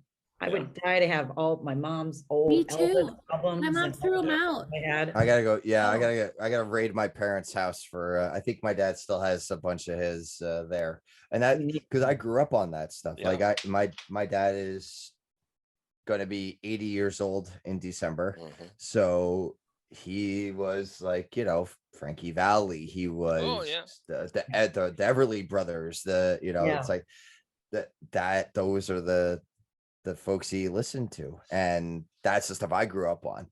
When radio stations out here, you had AM stations and actually could get music on the AM stations. Yep. Yeah. That Yep. was Well, Yeah. I was going to ask Renee and Nancy.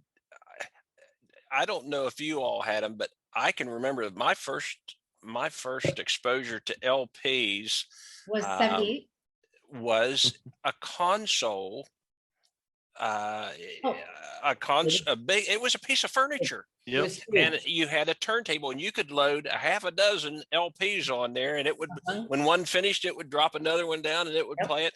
And then they had this gizmo that you plug down over top of that spindle, and you could play the 45s then Yes. on that, or you could put this little plastic thing in the big hole Right. and I still remember- play it on that big one. But that was, you had an AM FM radio in that console and the radio the Yep. record player. It was Yeah. Yeah. great. And My that was our grandma had that, entertainment. but when I was 5, I used to sit in the hallway and with the record player, listen to my mom's 78s, her Mhm. 45s, like you said, all of Elvis and all of them, and then of course then LPs. Yep. But and that was the entertainment because there That was wasn't the internet entertainment, or right? Well, anything. you didn't have 400 channels on a television No. station. You didn't have Yeah. 500 ball games to go to, It with was the kids. And that you turned that on in the evenings, and that was entertainment. You only That's had like 3 channels on TV you could even Right. get with the rabbit ears. 4, 9, and I was 14. in I was in high school, and my brother asked my mom if he could listen to the big CDs. Oh, The All big the- CDs. Yeah. Laser discs. if you'd like to hear a Records. very interesting story. So my mom graduated from high school and started, she went to Ryerson University in Toronto, which was a broadcast university Mhm. at the age of 15, I think it was. So when they did skipping and things. And when she got out, she worked for a radio station in St. Catharines, Ontario, which is near Niagara Falls. And it was at the time they received this demo, and the station refused to play it because it was too controversial. It was Elvis's first demo. My mom goodness. has it. No And I kidding. told her, Oh, That's listen, probably worth a bunch of money. Mom, yes, is probably That's your worth a retirement. Yeah. heck of a lot of money. But That's yeah, pretty but they cool. wouldn't because of his dancing and his gyrating and things like that. That the station said we're not gonna play him. Yeah. Like Yeah, you got those to put him there. stories like that. That risky gyrating, man. Yeah. Can you imagine that was the issue in today's world? You know what I mean? Yeah. Well, Yeah, and but then, you know, remember he the had- album he had- covers? Yeah. Those could be kind of risque too sometimes back Yeah. in that day. But you know what? Then he came out with a gospel album, Yeah. and then my mom played it for her grandmother, and her grandmother said, "Oh, this is so nice. Who's the boy?" And then she said Elvis Presley. And Well, I can remember when talking about that console player and the LPs, my dad liked jazz too. And it was Herb Alpert and the Tijuana Brass. And they came out with an album called Taste of Honey. And they had this very, very attractive young lady on there with whipped cream all over. And I can remember as a young boy, that was a very impressive album. I about wore that one out. Yeah. I was gonna ask if anybody had seen the movie Spinal Tap, and there's Will with the background from Spinal Tap. Yeah. yeah, you know, You're even- talking about even I- risky album covers. Oh, Mhm. yeah, I was gonna say, you know, I really enjoyed Sergeant Pepper's Lonely Hearts Club Band, the Mhm. movie, and I Mhm. have the album. I mean, that was really good. Mhm. Yeah. And cutting edge, really kind of edgy at the time too, when you sit there Yeah. and think that they were kind of breaking some norms. Right. There's some Beatles stuff that you're just like, what were they thinking? Yeah. Were they They were hopped up Like like acid. Ringo's That's what- solo attempt. Yeah. It's not what they were thinking, it's what they were on, is what. Right. yeah. Exactly. Yeah. That's precisely it, Paige. So Like, apparently, Puff I the need Magic to be. Dragon. Yeah. I need to be in the right state Strawberry of fields. mind before I Lucy in listen the to Sky it. of Diamond with the All right. diamonds. Yeah. Some So, good yeah, stuff. so yeah, those are and yes, Harry, I did almost buy out the bargain bin of Awesome. vinyls there. So that was And you know, Hey. you can find those. You can pick those up for, you know, at some of these old antique stores for $1 a piece, Yeah. things Right. like that, and But then- or flea markets. And I gotta do bought a- one. You but I gotta bought a do brand records. new I What bought a tip? brand new one for Green Day's greatest hits, Ooh. and it cost me $30. Really, Oh, Like, yeah. Like it's Right. brand new, it's not used. Yeah, not yeah, but Yeah. it was like newly pressed. Like it came out in like 2018. Like it was oh, like they're they repressing. did it. Yeah. Any No, new not any even. of 'em. Like, hold on. Where? Hold Give me on, a second. Let me dig it up. So, anyways, our previous CEO, Rob Shealy, formerly founder of Vadio, owns a record store in Minnesota. Oh Mm. yeah. And Oh, I doing should very, find that. very Yeah. well. He- And City. Yes, And he it's did make an amazing. It's like- appearance. 2 floors. Yeah, he did make an appearance here on the AV Life on a previous episode. Oh, did he? Yep, that's actually where this background came from. I own these vinyls that are here. So so yeah, Corey had him on. So I have to go and resurrect some of the old content because I was having trouble downloading it. So I have to see what's going on with that. So Had a lot of But- these there. At his oh, there you store. go. I don't know if you've ever seen it. the show called, what is it, How It's Made, and they showed Yep. how they actually made and pressed these records. I mean, it's quite a, you know, they have to have a master, and they press the liquid vinyl into it there, and it's amazing how that actually transfers, you know, into sound. Mhm. Well, and that's where the whole owning the masters comes from, is because you physically own the master recording disc. Yeah. Right. And if you'd like to learn more about that and Edison's phonograph, you can come here to New Jersey to the Edison I would like to Museum. do that someday. Yeah. My town has a really good used record store. It's got vinyl and you know, some new, but a lot of really good used records and all of the other kinds of medium to CDs and cassettes actually too. They have a bin of those. So it's a really fun one. It's got this, we've got this downtown with all these restaurants, and then you go out after the restaurant and you go to this place, which is open late, as every record store should be. And so we'll go in there and thumb through things and see what there might be and try to find a bargain. And we got a ton of good memories going down to Mammoth Records. Oh, Yeah, I wouldn't be surprised if Rob visited those, because in Austin there's a popular one right across from the flagship Whole Foods, and I sent a picture to him and he said, "Oh yeah, I know it well." Been there, done that. Yeah. So, but Spence, we got to do a road trip. That's what we should do. We got to do a road trip. That would be great. That would You be guys are great. making me miss concerts so much. Well, Isn't let me that the tell you, truth? I got tickets. I got tickets for a concert in August, so I am like super excited for an actual live concert. You know, so Me too. yeah. Mine Yeah. was And I'd like to get back on the road, traveling to some of these trade shows and things, especially the ones in Vegas. He's retired now, but I had one of the guys, he's a past chairman of the Digital Signage Federation, Randy Dearborn. He was vice president of MGM Grand Hotels and did all their signage, 70,000 signs worldwide and all their properties. But whenever I'd go out there, he'd always hook me up with a couple tickets. Got to see several of the Cirque du Soleil gigs out there. Those are awesome. I mean, absolutely awesome. But I just love going to concerts or shows, and it got to get back out on the road. Yeah. I was going What every was that? weekend before COVID to First Ave. And now it's gonna be shut down. I love First Ave. I love My that favorite place venue. so much. It's so intimate. Why is it being shut down, Paige? I mean, it's not gonna be shut down, but it won't open for a while, I don't think. But did you Yeah, we see have my tweet today, guys? So it was my youngest son, as everybody has said, that you get all the news from them.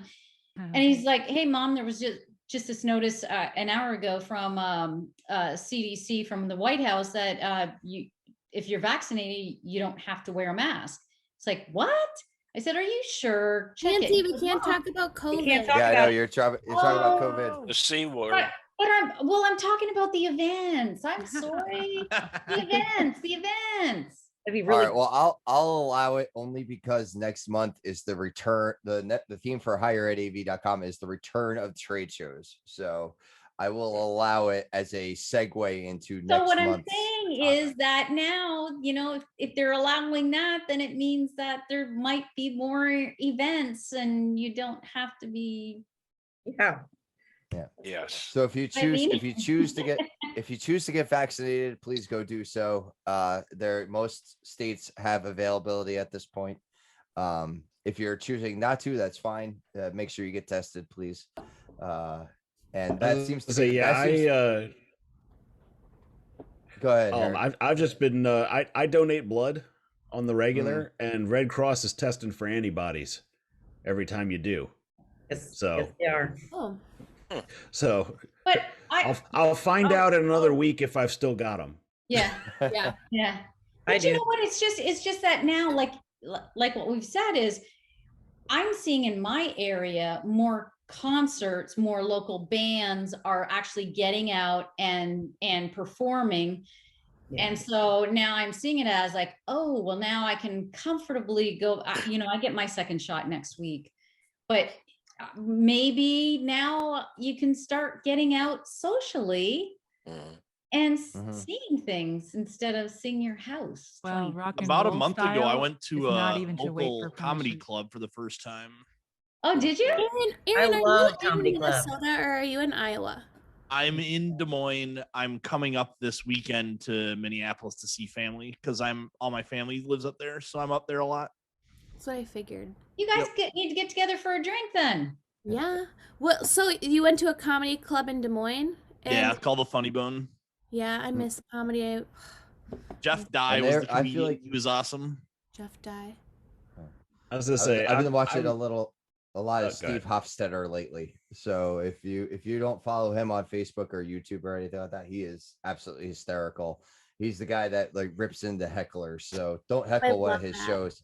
Yeah. Don't just for people that a lot of people that go to small comedy clubs, you just don't heckle because the comedians that are there, they will rip you to shreds in those small Yeah. clubs because they can Totally. hear every little thing Yeah. Have you, and they'll make been you to the feel really Comedy dumb. Underground, Aaron?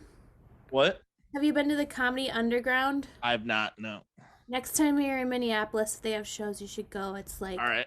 it's really small. You go down to this basement, and a lot of guys go there to work on their stuff. Like last time I was there, I saw Nick Swanson, and he was working on some. I think he Nice. owns part of it, but it's really cool. It's I really saw, cool. what was it just in the last couple of weeks, I can't remember who it was, one of the big time comedians was saying that it's getting so very hard Mhm. to be a comedian anymore because everybody is so offended Funny. Yeah. by whatever Oh, joke you're yeah. telling. Isn't that ridiculous? Awful. Mhm. And Awful. if I feel that the small clubs and stuff, the people that go to them shouldn't be the ones. You shouldn't go to those clubs if you're easily offended by things. Like Yeah. Right.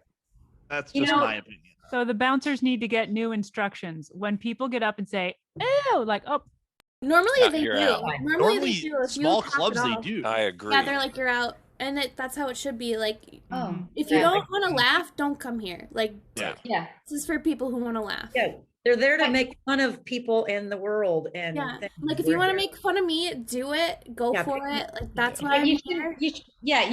shouldn't be sensitive. Like I told Tom today, one of my favorite movies is Blazing Saddles, but I Oh my gosh, usually not to very funny." say that because obviously somebody. Well, said have you it's have everybody. you seen the meme on Facebook about Blazing Saddles? It says Blazing Saddles will play tonight on CBS from 7:01 to 7:04. Yeah, and I mean it's the truth. But That's a that good one, was man. a brilliant Mel Brooks because Oh, he yeah. he ripped, and it was just like all the television show All in the Family. My gosh, those shows could not be Yeah. played today, but they I was gonna say, made my- a point. Yes. One yeah. of my favorite things now is I watch when I'm bored reaction videos on YouTube. Mhm. And Oh yeah, I love those. Yeah. it is funny as heck to watch two groups of people see Blazing Saddles for the first time. They're called reaction videos. Mhm. Millennial / Gen Z and fairly hood black guys. And they both everybody ends up laughing, but they're It is going into funny. it they're going into it like, should I laugh at this? But by the end of it, yeah, Yeah. they can't help it. Mhm. Yeah.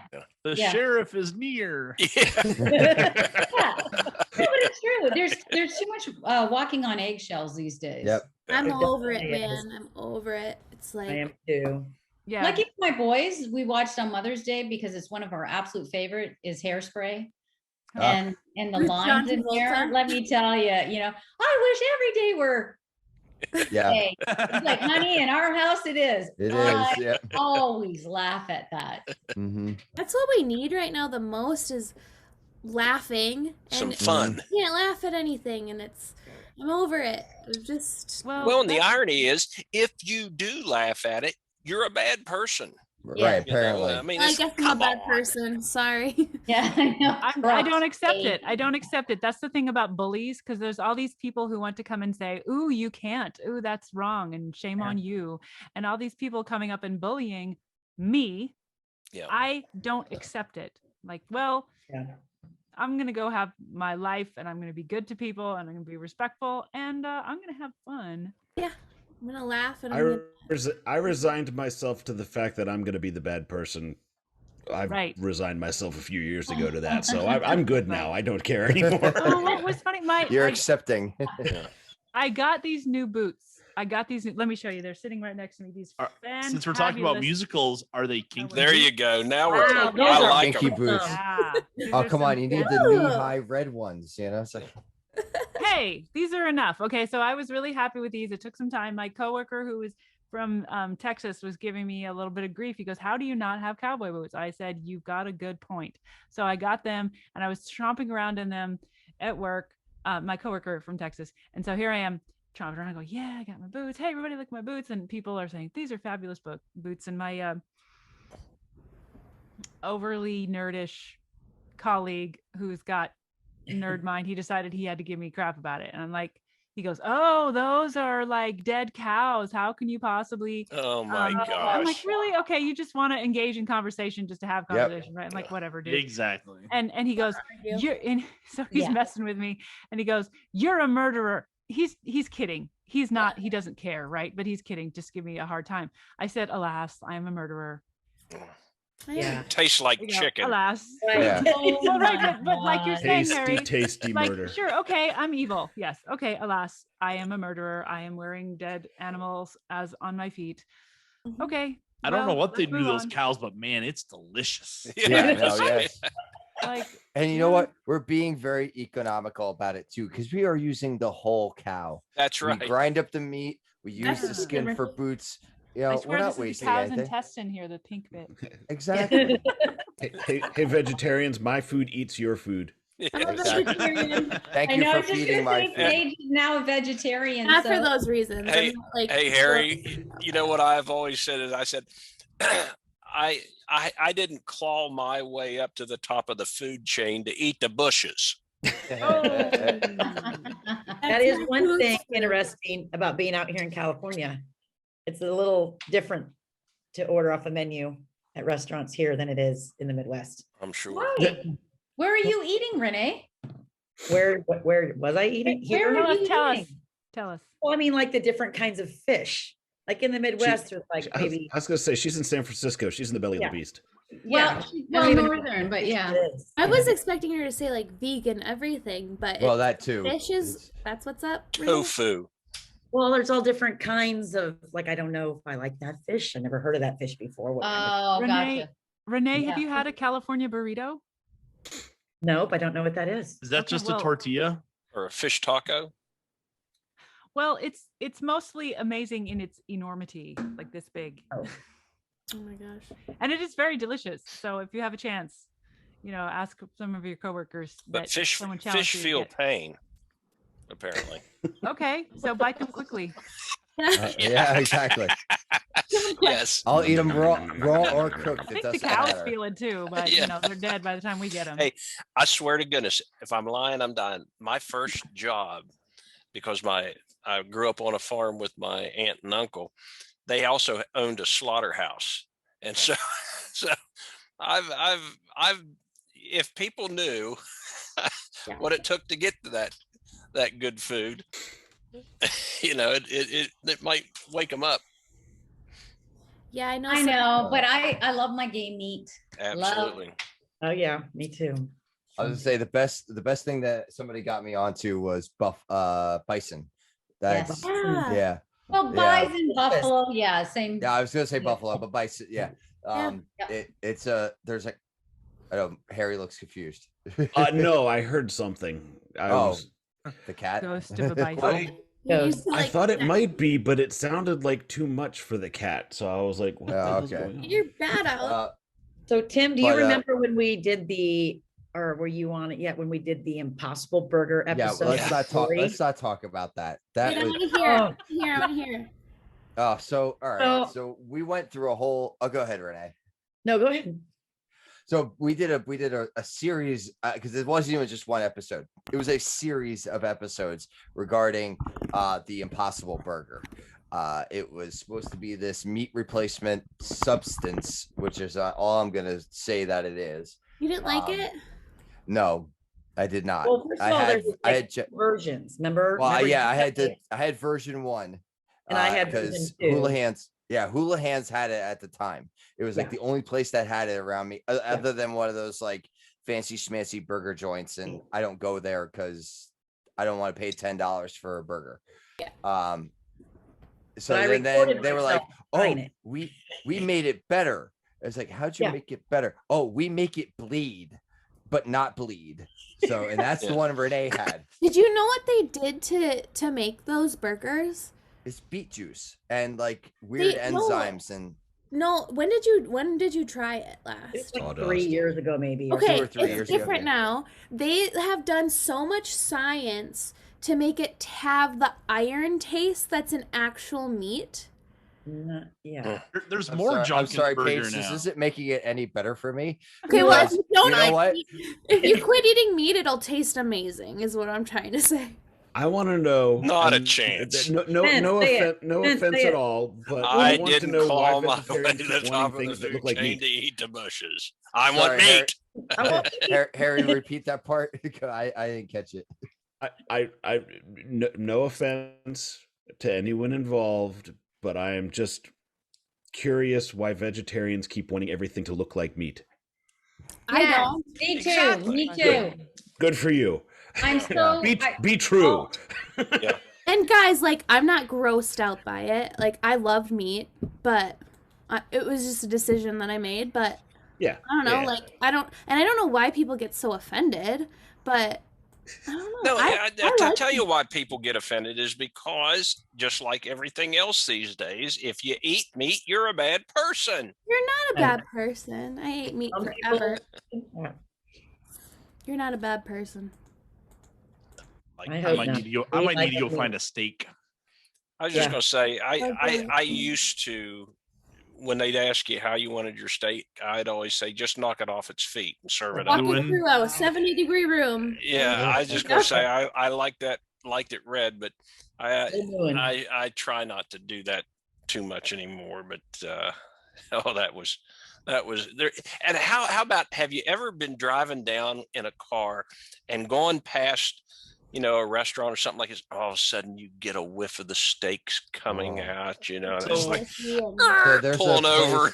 place- Yep. There's a Portuguese restaurant at the bottom of like the street that's just off my street. It's called Stephanie's Barbecue, and every time I drive by, oh, you smell that rodizio going. Like it's just. Have you been oh.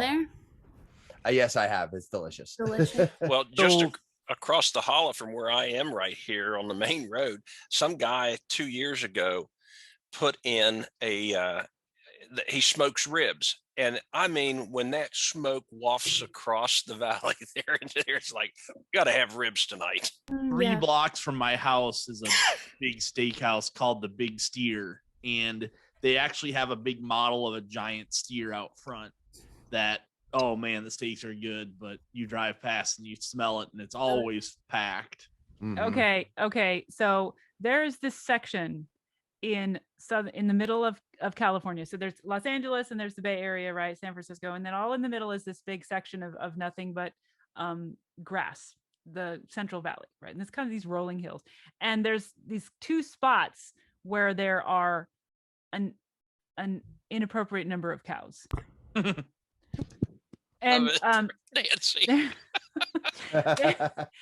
and you know this because it smells a lot. And the It's thing is, true. yeah, the Harris Ranch, I think, and is where they. And Oh, they say, "We're Harris free Ranch. Yes, range." it is on the way to LA. Yes. Yes. Yes. And Yep. it's like, whoa, roll up the windows, hurry up, it's coming, And so, but then if you just a little bit before that, they have like a Harris Ranch restaurant, which is where we tend to go to do a pit stop. And there is this piece of furniture and I suppose they have a number of these sorts of things in Texas, which is very much a cow centric sort of place. But it's got it's a sofa, you could say, and it's got cowhide and it's got the horns and it's all like, and so I happily call it the couch. Ooh. I'm curious from Tom being It over in always the makes me laugh. UK. Being over in the UK, are you always fixated on the vegan and the meat eaters over there as we are here? Oh, we have got some quite voracious and nutty vegans over here. I mean, they're militant. Yeah. They want to tell you while you're eating in a restaurant, you shouldn't be eating that. You should just be eating plants. But I think it's different things in different countries. Some people can be quite accepting. I mean, I went vegetarian for a whole 4 months until my doctor told me to stop. Need protein. Yeah, Well, absolutely. I went vegetarian and I've lost 30 pounds and I Wow. feel great.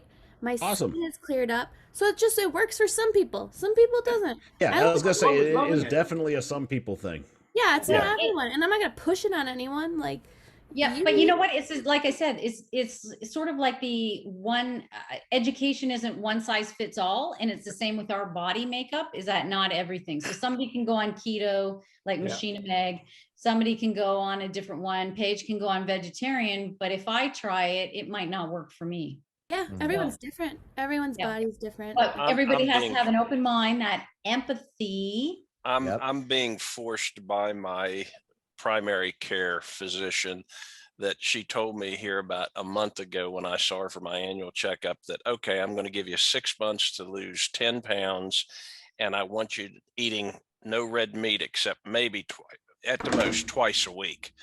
So I gave her my story. I said, I'm going to do that, but I didn't claw my way to the I top can of send the you chain. some Yeah. recipes. Yeah. I can 2 times send a you week. some 2 yummy times a week is recipes. doable, I think. Yeah, just like spread it out a little here and there. I can send you some yummy recipes. I've lost 11 pounds. So I guess I'm go. doing better. Bring I'm on eating the a lot more cow. chicken and fish. Wow. I was gonna say, why did you have to give me a horror story before bed? Yeah, I know, right? I know. All right, so well, here, what she this is told what me, we- she said it was, your numbers are bumping up towards the limit of where I'm going to put you on a statin if you don't pay attention. So okay. I'm like, Okay. All right. Depends That when makes I sense. when I first lost weight, because I was near, oh God, it's not your money, but it was 20 stone, which is like It's not your money. 20 uh, stone. it's about 280 pounds. Mhm. So I lost weight just purely by drinking about 1.5 gallons of water a day. Mhm. Okay, Yeah. so basically you're just getting rid of all the toxins out of your system. Yeah. I should start doing. I'll try that diet first. yeah, It- that's, Yeah. that, it really that's works. reasonable to me. It really works. It's supremely difficult to drink a lot of water though. That's It what is. people It doesn't don't taste understand. good.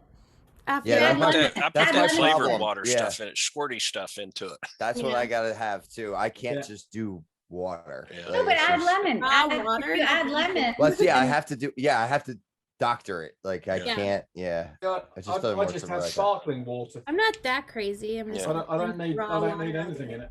Yeah. Just sparkling water, and I'm happy. Yeah. But I drink 1.5 gallons of water a day, and so now I weigh about 170 pounds. You Wow. feel Wow, good? That's Wow. great.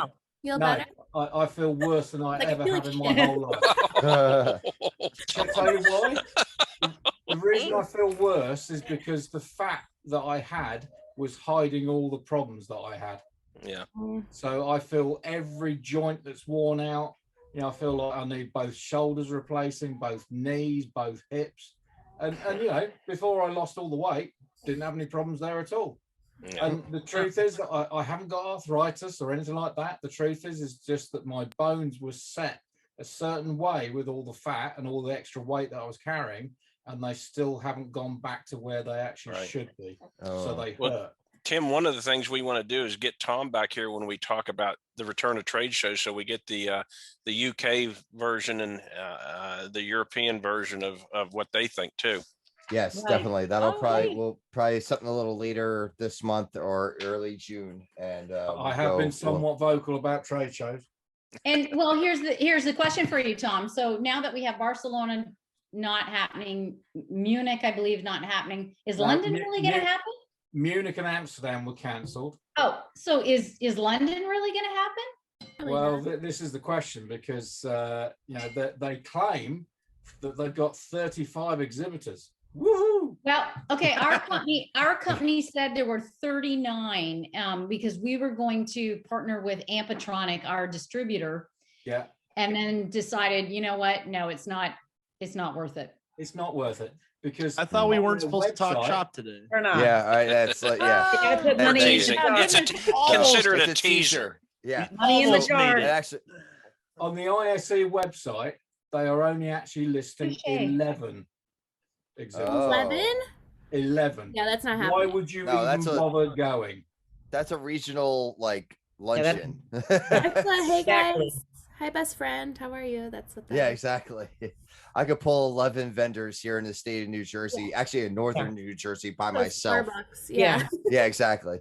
Well, it's weird. If the London event actually does go ahead, there's going to be more people going to a pub meetup outside of the exhibition than there will be going to the actual Okay, show. so I might I'm be able hanging to out with travel there. Tom. So Tom, you need to let me know so I can. Nancy, plan are we accordingly. going? Yes, and Paige, we're doing an off-road trip. Off-site meeting. Oh, sorry, Yeah. off-site meeting. Yes. Yeah. we're Yeah. doing This is like off Broadway. Yes. Yeah, Very, Off very the site. off. the after dark Yeah. stuff, So- And Spence, I just wanted to say, so I've never gone to a Broadway show in New York. I've seen Les Miserables and Cats and all that in Toronto, but the only one I went to, it was George E. Segal or Mhm. George C. George Segal. Mhm. Ladies to go. And it was an off Broadway, and it was quite interesting. It was an experience, and Oh, you know, bet. like you guys who have gone to Broadway, that's, I guess I should say, on my list because I haven't experienced that. Like, It's Wasn't it interesting. George Segal that only died a couple of weeks ago? That's right. No, not George Segal. It was George C. George Segal. C. Scott. Oh, Scott. Thank you. Yes, There you yes, go. yes, yes. Oh, Patton, wasn't it? He was George C. Patton, Scott. wasn't Yeah, Yes, he was yes. Patton. Yes, yes. he? Yeah. all right. Yeah. Well, we're gonna wrap things up here a little bit before we get We're too having much into too shop much talk. fun. Yeah. And we've gone. This is gonna be a long episode, so I hope everyone's hung in with us until the end here. So I will let everyone reintroduce themselves, but as we do so, I want you to give your favorite restaurant that you like to go to as a teaser for your local place. So I will say mine first to give you guys a moment. And that's actually Arthur's Steakhouse in Mars Plains, New Jersey. They have the 24-ounce Arthur's cut steak. It is absolutely phenomenal and comes with a side of potatoes, and they have pickles on the table the entire time. So I highly recommend Arthur's in Mars Plains, New Jersey. So Aaron, I'm going to go to you. We're going to go back in the same order. So go ahead. All right. So yeah, you can find me on Twitter at _AVAP. And probably one of my favorite restaurants that I'm gonna say is it's called Rube Steakhouse. There's a couple of them here in the Des Moines area, and it's a place where you actually can grill your own steak. So And many it's- steakhouses on this list. amazing. Really fresh meat from like the local farms, and it's some of the best cuts of meat that you grill yourself, and it's just a big massive communal grill that you just kind of all be around flipping your own steak, and it's a great experience. Awesome. Spence? Well, I am Spence Graham, and I can be found at on Twitter with WVUSWG. And I think my favorite place here in Morgantown is a place called 10202. And it is a throwback to a New York City pre-prohibition style bar. But they have wonderful food. They have a very eclectic wine and spirit list, and it's just a really fun, very small area there, but it's got the old-fashioned tin everywhere. Very cool. Nice. Paige, sorry. So my favorite restaurant, okay, Paige, you can find me at any social. It's at Paige Stanberry. No I in my name. My favorite restaurant is in Chanhassen, Minnesota, and it's called Nas Thai Cafe. And it's like the best Thai food you can get. Prince that was like his place to order takeout because his recording studio is right down the road. So if you're ever near Chanhassen, Minnesota, you gotta try it. Best egg rolls. Awesome. Thank you, Paige. Yeah. Harry. I'm Harry Mead. I'm still from the government, and I'm here to help. And you can find me on social at AV Grump. Usually being contrary to the happy-go-lucky opinions of marketers everywhere. I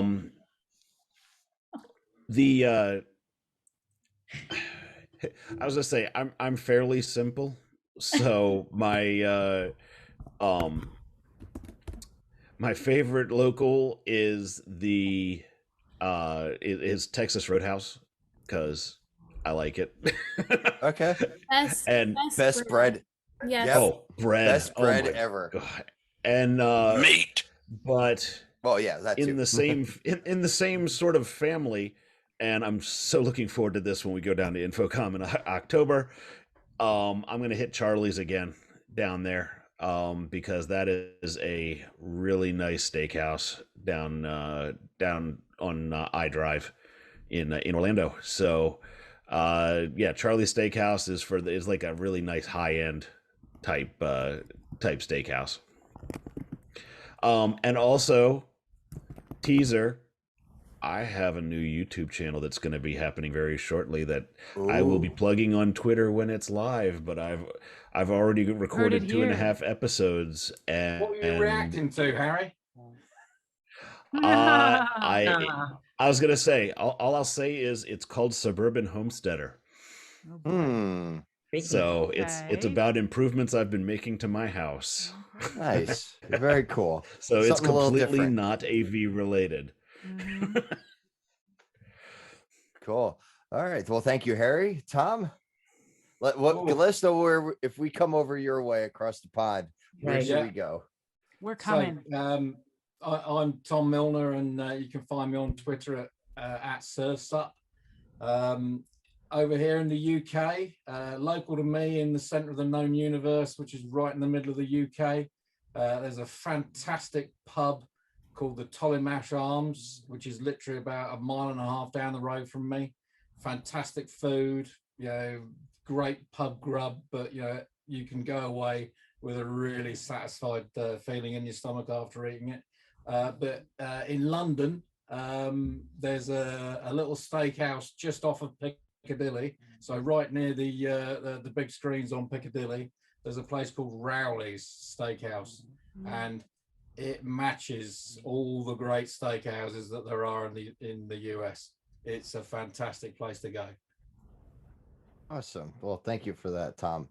And I was messaging in the chat. Did you tell people where they can find you on Twitter? I did. I'll do it again if you want. No, it's okay. I just want to make sure. Sorry, the ADHD kicked in for a second. I wasn't listening, so until I came back to food. So, Renee. You can find me on all the socials, but on Twitter I'm at AV Renee KC. I would say I'm going to cheat and give 2 because I'm in Kansas City, and it wouldn't be fair for me not to give my favorite barbecue restaurant, which is Q39. It's fairly new, but it is already, I say fairly new, it's 7 years old or so. But they came in and swept over our city and were awarded best barbecue in Kansas City. They have the best burn-ins. It's so good. So good. But my favorite place to go on a regular basis in a normal time is called Hereford House. And it's a steakhouse, and they have all the steaks are amazing. And they make amazing martinis. Mm. Very cool. Well, thank you, Renee. Murphy. Well, you can find me on all the socials at Written by Murphy, and even on LinkedIn if that counts. But I just made it easy, one name. And my favorite restaurant is within walking distance of my house. We go there every so often when we're doing special celebrations. It's called Arufos, and it's an Italian kind of, I don't think there's any others of it. It's just itself. And we like to go there for special occasions, and it's just yummy and nice and delicious and all the goodness. So I want to go there. Maybe we'll go there this weekend. We're making everyone's mouth water, getting ready to go out. So yeah. All right. Well, thank you, Murphy. Nancy. Well, you can find me at Twitter at Nancy Blanchard, as well as LinkedIn at Nancy Blanchard with Williams AV. And well, you know, I have to be biased. I would say my favorite is Chateau Blanchard, because there you can find any type of barbecued game meat, ribs, of which I did last night, seafood, I did lobster tail, all of that with a fine wine. But if I were to have a second, I would say the Vesper in Campbell, because they have phenomenal bacon wrapped dates, as well as amazing appetizers, as well as other things on their menu. But they have great appetizers. So you had me at bacon wrapped. Bacon. Yeah. That was it. Yeah. All right. And I have to throw in one more for a non-New Jersey barbecue place, Hard to Eat in Copel, Texas. It's not far from the whole Jerry's World in the Dallas-Fort Worth area. Delicious barbecue that you walk up and they have the smoker right there in line as you're going, and you pay by the pound. It's so awesome. I went when I went to WrestleMania a couple of years ago. So, but anyway, so and you can find me at the AV Life Pod. So thank you everyone for joining us tonight, and thank you also to James for his 30 seconds of joining us tonight, and then Will, who had to drop off as well. And until our next adventure. Yeah, this was fun.